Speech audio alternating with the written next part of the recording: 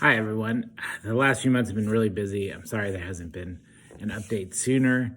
And I know a lot of people have been wondering what we're doing, asking when we're headed to Miami. And so I just wanted to update everyone, give the latest information. And the biggest news is that right now we're not going to Miami. We thought we'd be leaving early this year, but instead, for the next 6 months, I'm going to be in Las Vegas. And the reason is that I'm doing really well. And they don't think that they need the intensive monitoring that I would have required in Miami right now. Instead, I'm going to get treatment here. I'm still under the care of the specialist in Miami. She is setting the protocol for treatment, but my oncologist here in Las Vegas, he's going to actually administer it. So, within the next week, I'm going to start the next phase of my treatment. And what that's going to involve, a chemotherapy that I haven't taken before. It takes 28 days to administer each dose. It is given 24 hours a day for 28 days. And because it's a chemotherapy, an immunotherapy drug that I haven't taken before, they're going to observe me in the hospital. So I'm going to have a 28-day, maybe 30-day stay in the hospital for dose number 1 of this new drug. And that's going to start maybe tomorrow or within the next few days. So basically the entire month of March, I'm going to be in the hospital getting the first dose of this treatment.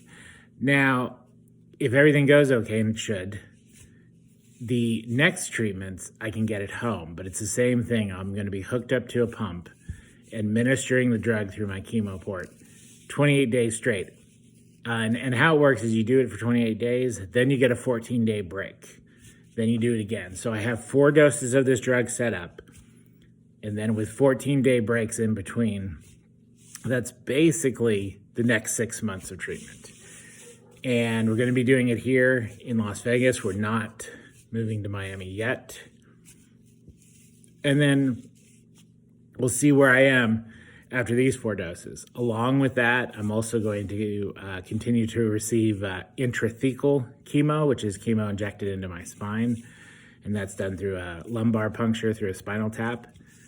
So that's one of my least favorite treatments, and there'll be several more of those over the next 6 months. And that's the current plans. I want to thank everyone, for everything you contributed. It helps us to keep surviving, helps us to keep living with just summer being able to work and to pay for all the medical bills. Every week it's multiple doctor's visits, multiple, blood tests, prescriptions, drugs, and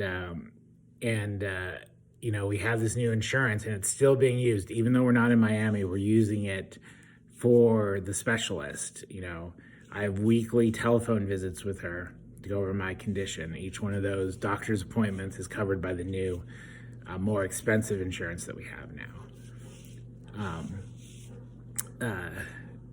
The other thing that I want to talk about, which has been which was real fun, one of my favorite podcasts invited me on as a special guest. It's called the Board Game Snobs podcast, and we talked about both board games, one of my hobbies, as well as dealing with cancer. And I've been really grateful. Several listeners of Board Game Snobs have now contributed to the GoFundMe, and I want to thank you all for doing that. Listening to my story and then contributing to the GoFundMe, I really appreciate it. It's especially because you don't know me personally, and you took 90 minutes of your day to listen to me and the host probably talk about nonsense, but it was a lot of fun to do. So that's pretty much everything for now. I'm going to be heading into the hospital soon. We're still living with my parents, so Summer will be here alone with them during that time. She'll be able to visit me on days she's working. I'll be in the same hospital she's in, so that's a good thing. And basically, we're just going to see how this next round of chemotherapy goes, how things progress. Again, just thank you to everyone. You've all been so giving. The contribution you provided are what are keeping us alive, and it's really it's really been helping and a blessing, and we're just so appreciative of it. And, I wish I could spend more time thanking everyone personally. I would never have imagined the amount of work that having this disease requires and the amount of paperwork and phone calls and emails that it constantly takes all day long just to process everything.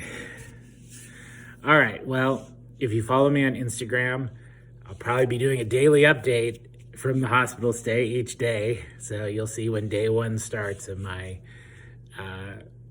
fun month in the hospital. All right, thank you all so much. Bye.